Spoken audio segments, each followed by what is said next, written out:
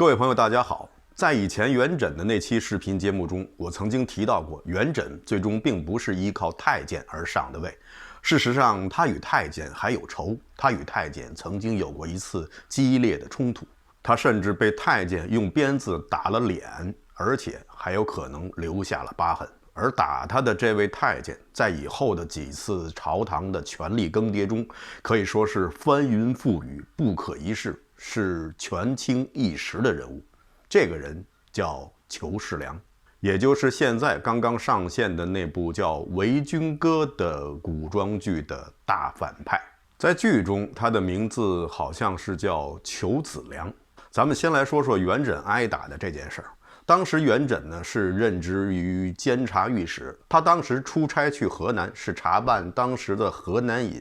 房氏子孙的一起不法案件。这位房氏子孙就是房玄龄的后代，但是这位房氏子弟的人品官品与他的先祖可以说是大相径庭。当时年轻的监察御史元稹已经查实了这位房姓子弟的罪行，就不等圣旨，直接把他停职查办，并上报朝廷。没想到当时的唐宪宗并不欣赏元稹这样做，降旨对元稹进行了嗔怪，对他罚俸1季，并让他即刻回京述职。元稹就是在这样的心情下，在回京的路上住进了一家客栈。以他的官职，他当然可以住上上房。随后，裘世良带领的一群宦官也住进了同一家客栈，也想要住这间唯一的上房。这样就和元稹发生了争执。按照当时的唐朝惯例，这个上房御史和中官谁先到谁先得。但是那时候的裘世良作为唐宪宗身边的红人，正得宠，他根本就没把这个纵八品的监察御史元稹放在眼里。元稹是据理力争，但宦官们就非常的蛮横，裘世良居然用鞭子抽打了元稹的脸。最后这官司打到了唐宪宗那里，没想到唐宪宗居然做出了令人瞠目结舌的裁决，抢占上房又出手打人的裘世良无事，而元稹则被贬做了江州的参军。当时元稹的好友白居易就上表为元稹据理力争，但是呢，唐宪宗依然是坚持自己的裁决，元稹依然被贬。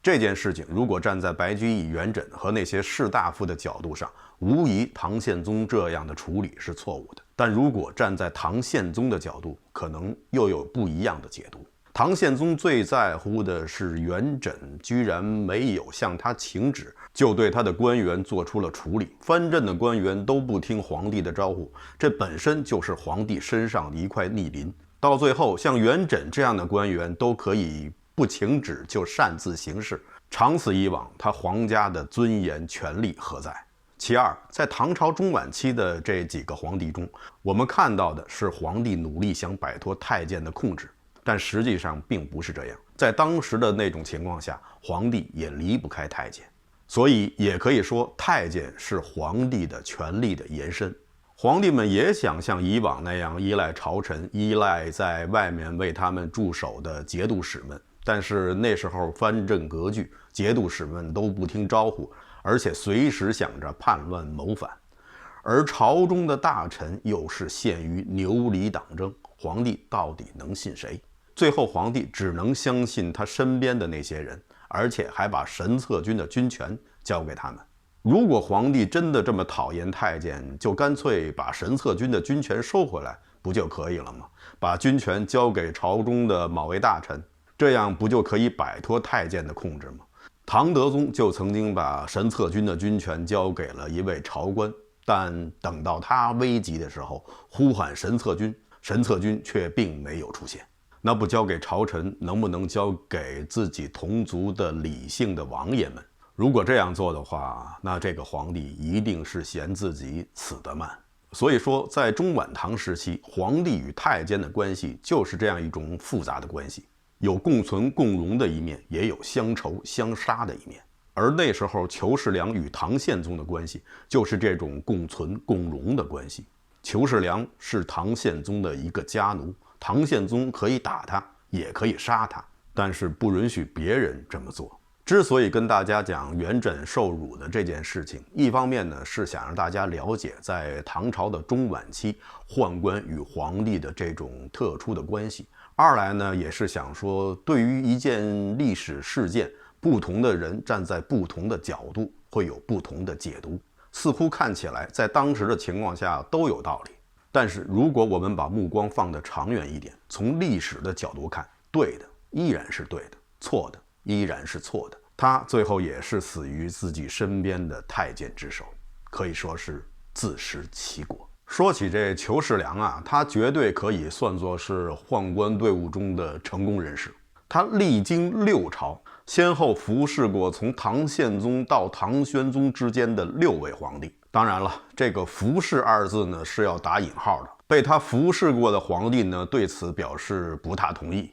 他们纷纷表示这样的服侍并不让他们觉得很舒服，而且无异于饮鸩止渴。裘世良曾经亲自下令杀死了2王1妃4宰相，可以说从皇家宗室到朝中大臣，甚至到了后宫，让他杀了个7进7出，可见他的权势之大。而且他还曾经给太监们上了一堂公开课，而这堂公开课的讲义成了后世无数太监们心中的圣经。所有那些想要在太监岗位上做出点成绩的太监们，都要把他这本讲义反复的研读。一般来说呢，权宦的下场呢都是比较惨，而裘世良却是得以善终。在他在世的时候，没有人对他进行清算。所以说裘世良是一个现象级的太监，实不为过。在这部剧中，除了裘世良，剧中叫裘子良，是历史上的真实人物以外，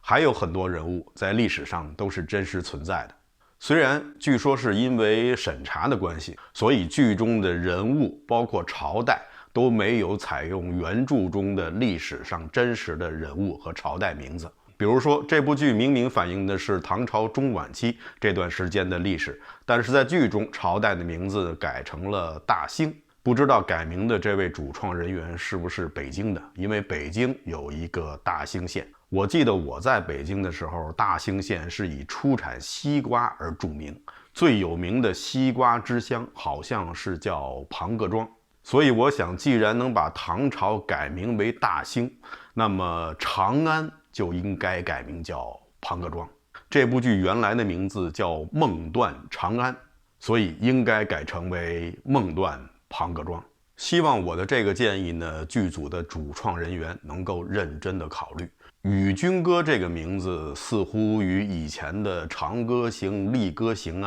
多有雷同，我建议不如改成西瓜颂。好了，跟大家开个玩笑。按照惯例呢，我们先把剧中的人与他在历史上真实的人物先一一对号入座。咱们先来说说剧中的男1号，剧中的名字叫齐言，实际上指的就是李严，唐武宗李严。其实在以前的御赐小仵作那几期节目中，我曾经介绍过了这位唐武宗，他就是在那部剧中经常被提到的先王，也是剧中最后的大反派那位所谓的昌王的父亲。当然了，在那部剧中昌王是假的，真正的昌王的父亲就是这位唐武宗李严。而在这部剧中出现很多的光王，就是御赐小仵作中的皇帝唐玄宗李忱。唐玄宗是唐武宗的叔叔，虽然两个人的年龄差不多，皇位一般都是一代一代的往下传，但是到了唐武宗这一朝，继位的却成了自己的叔叔，传位的顺序也就变成了逆流而上。在以前的视频节目中，我曾经提到过，唐朝中晚期的历史呢，确实是比较乱。大部分人知道的唐朝似乎就到了唐玄宗就算是完了，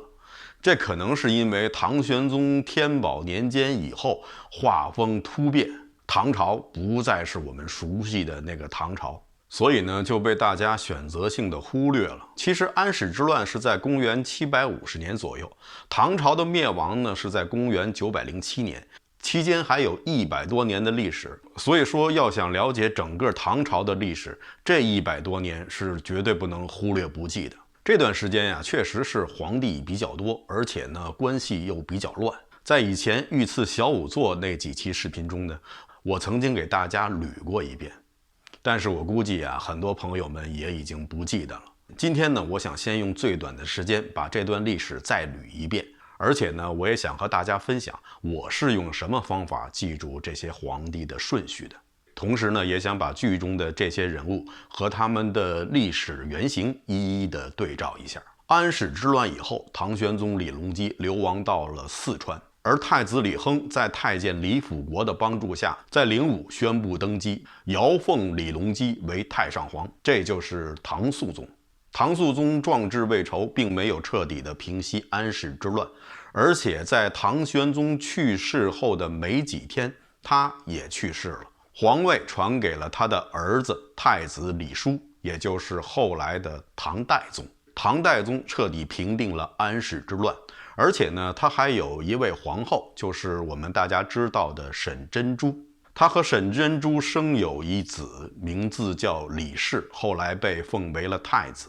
唐代宗驾崩以后，传位给了太子李氏，就是后来的唐德宗。唐德宗执政期间，主要做了4件事。第一是清除藩镇的影响，第二是清除宦官的影响，第三是寻找自己失踪的生母沈珍珠。但是这3件事他一件事也没做成。最后唐德宗是心灰意懒，开始专注于第4件事，就是混。唐德宗驾崩以后，皇位就传给了他的儿子唐顺宗李勇。李勇是一个锐意改革的君王，他希望通过革新来消除宦官和藩镇对中央政权的影响，但是却遭到了上述2股势力的反噬。他在位仅有180天，就被太监所迫，禅位给了他的儿子，后来的唐宪宗李纯。唐宪宗继位以后，宰相王叔文以及一干大臣或被杀或被贬，这些人被后世人称作2王8司马。其中的8司马中有2位肝胆相照的兄弟，他们就是刘禹锡与柳宗元。这2人是同科进士，同时做官，又同时被贬，同时也奠定了他们一生的友谊，像极了我们以前讲过的，基本上是同时期的白居易与元稹。唐宪宗是一个非常强势的皇帝，强势的人呢，通常是比较固执，所以呢，他不顾众大臣的反对，坚持让当时的名相裴度带兵征讨淮西。在他执政期间，基本上结束了藩镇割据的状态。强势的人通常也非常的任性，所以不管他所宠爱的郭贵妃身世如何的显赫，这位郭贵妃呢，是大家熟知的郭子仪的孙女，升平公主的女儿。虽然她已经具备了母仪天下的所有条件，但是唐宪宗依然任性的只让她当贵妃，不立皇后。唐宪宗的任性还体现在他对身边太监的态度上，他从不把这些太监当作人，认为他们不过是自己豢养的家犬，所以对他们是轻则骂，动则棍棒相加。所以最后唐宪宗也为后人提了一个醒，就是一定不要虐待自己的宠物，因为有些走狗它会咬别人，也会反咬一口。最后唐宪宗还是被自己身边的宦官所毒死。那么唐宪宗暴死的背后，除了下毒的太监陈弘志以外，有没有郭贵妃以及他的儿子后来的唐穆宗李恒的影子，这恐怕永远是一个谜了。唐穆宗在位的时间很短，只有不到4年时间，但是在这么短的时间内，他却做了很多实实在在的工作。他可以说是一手把唐宪宗元和中兴创造的大好局面一点点的打破。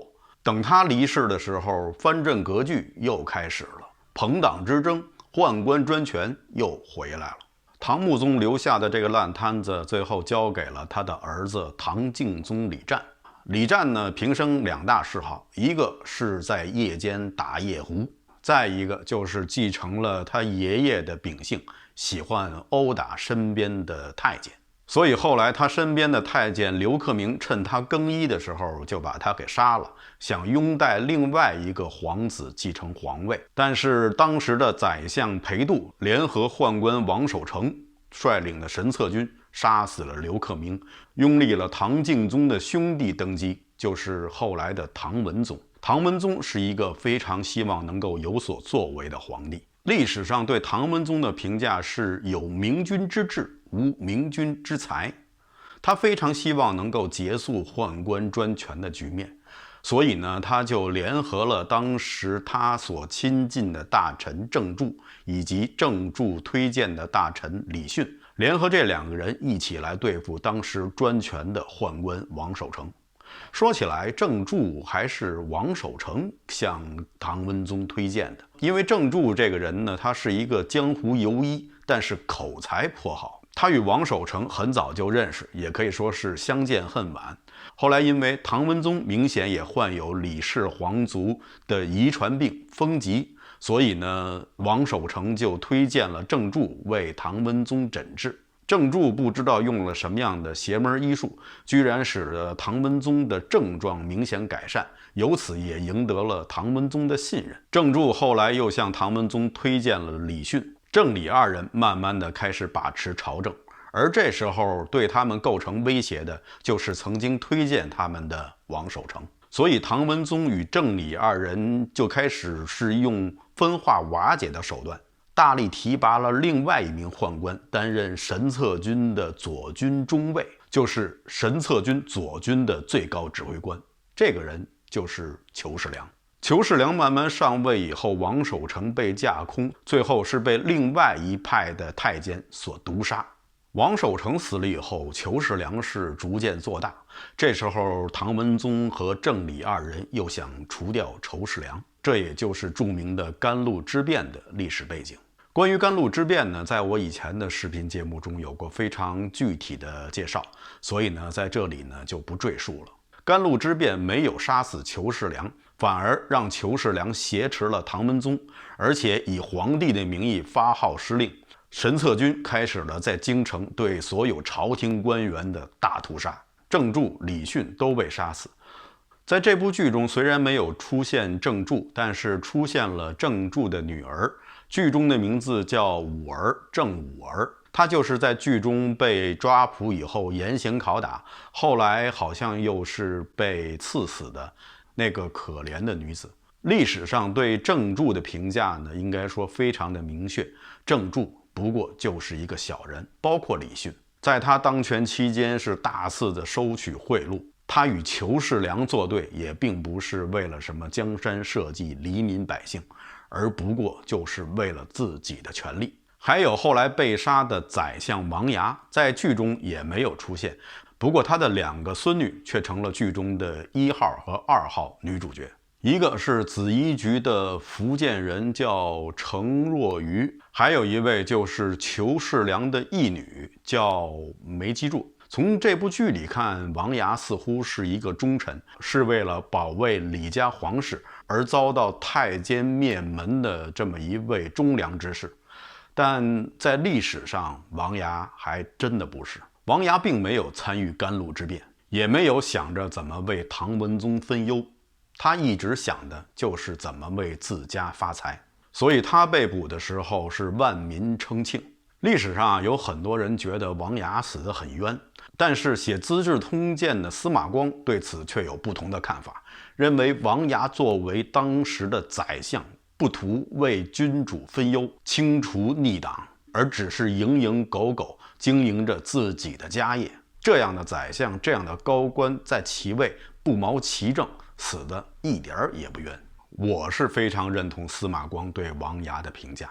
当雪崩来临的时候，可以说没有一朵雪花是无辜的，何况王牙他又是那么最大的一坨。甘露之变以后，唐文宗因为不时要忍受裘世良的奚落嘲讽，而变得抑郁寡欢，很快就身染重病。这时候他所有的儿子都已经病故，所以呢，他想把皇位传给唐敬宗的儿子陈王李成美。但是他所宠爱的杨贤妃却想让他把皇位传给与他自己有关系的安王李荣。不过这2个人选都不是大宦官裘世良所中意的，于是裘世良就行使了一票否决权，就矫诏拥立了唐文宗的另外一个弟弟颖王李禅登基做了皇帝。李禅后来改名为李炎，也就是剧中的唐武宗。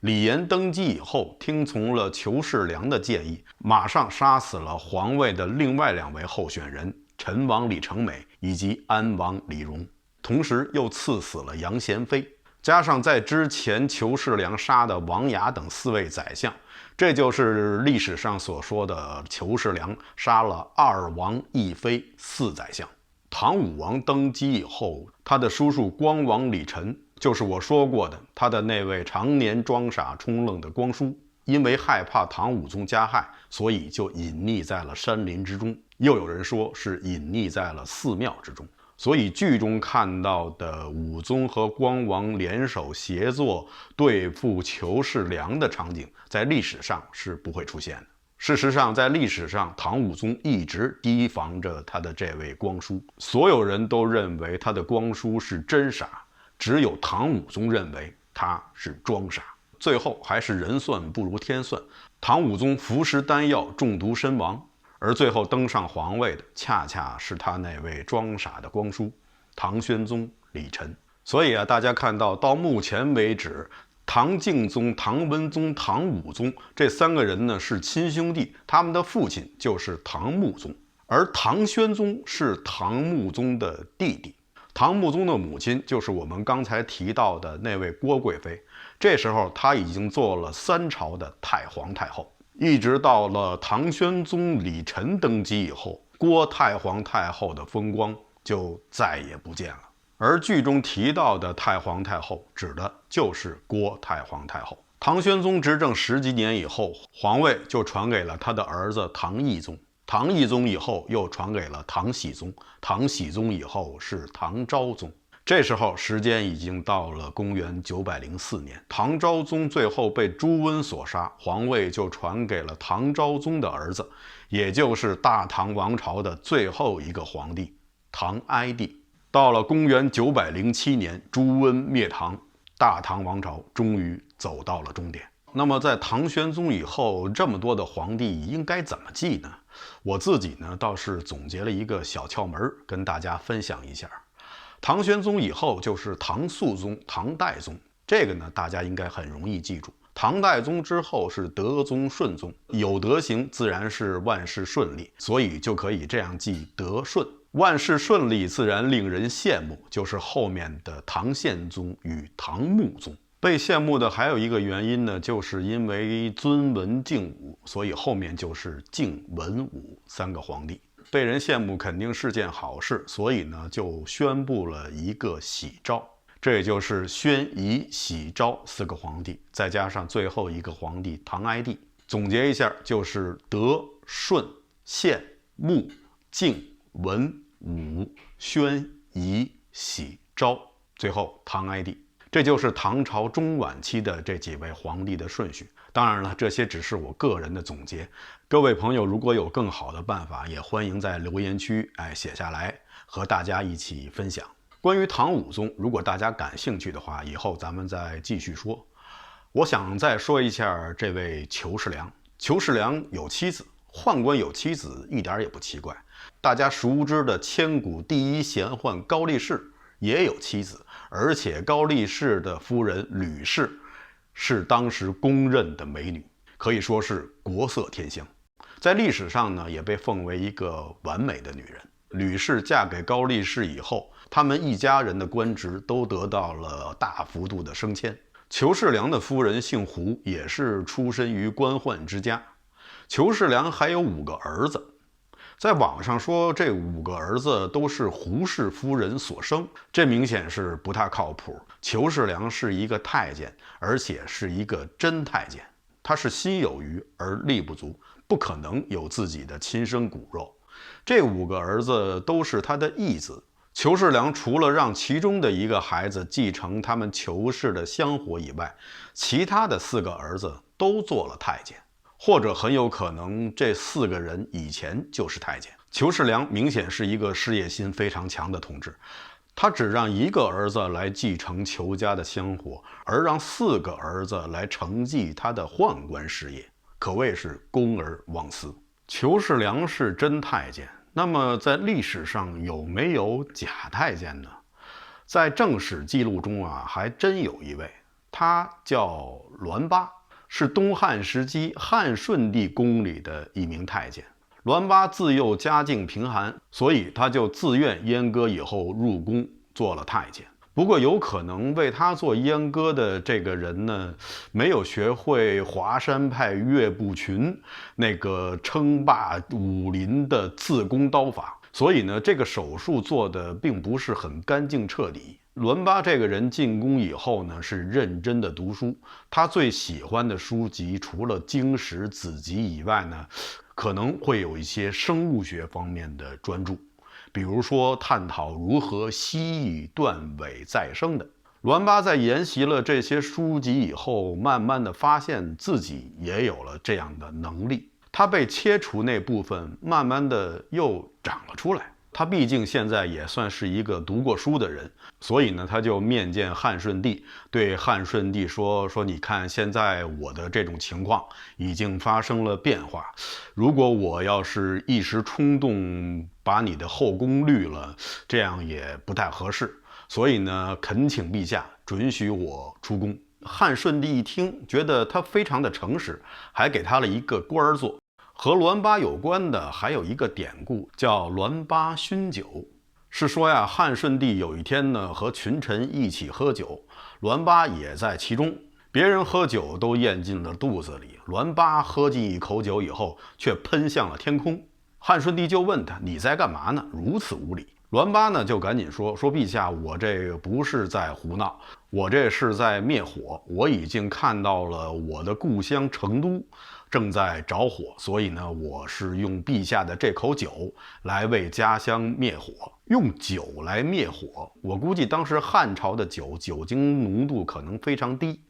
要不然的话就不是灭火了，应该是纵火。”汉顺帝当时也不相信，不过呢，他一直听人说这个栾巴有一些神通，他就让人去成都调查。到后来调查结果证明，栾巴喷酒的时候，成都的某一个地方正好正在起火，而很快就被天空降下来的雨所浇灭。汉顺帝从此是信以为真，可是当时坐在栾巴身边的那些文武大臣可非常的不满意，因为栾巴在喷酒的时候，同时把嘴里的剩菜剩饭也喷了出来，这让这些大臣们是非常的不爽。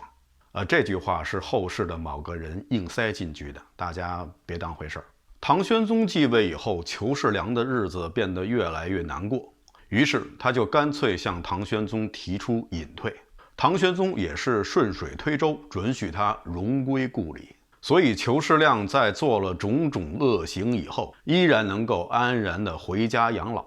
在他临行之前，他给所有的那些太监们上了一课，就是告诉那些太监们说，你们要想让君王信任你们，你们要想把自己的势力做大，一定要记住，不能让君王接触那些儒学之士，不能让他们天天干正事儿，一定要想方设法的去找钱，让这些君王去挥霍，要不断的为这些君王找一些新鲜刺激的，让他们永远远离那些正规的朝政，远离那些饱学之士。只有这样，宦官才能把大权掌握在自己的手里，成为身残志坚的模范。他的这些话呀，被后代的太监们引为经典，世世代代传唱不已。裘世良去世的第2年，就遭到了唐玄宗的清算。不过这时候的裘世良对他自己而言，他的人生已经画了一个圆满的句号，而对于唐朝王室社稷黎民而言，却是一个大大的黑色的惊叹号。以上呢，就是目前为止剧中出现的一些人物的历史原型。希望通过我的讲述，对那些正在收看这部剧的观众能够有一些帮助。没有看这部剧或者已经弃剧的观众呢，其实也没关系。那段历史，我想也是很多朋友都比较感兴趣的。关于那段历史时期，还有很多的故事要讲。如果大家感兴趣的话，咱们就继续的说下去。好的，以上呢就是本期节目的全部内容，谢谢大家收看，欢迎大家点赞订阅，咱们下期节目再见。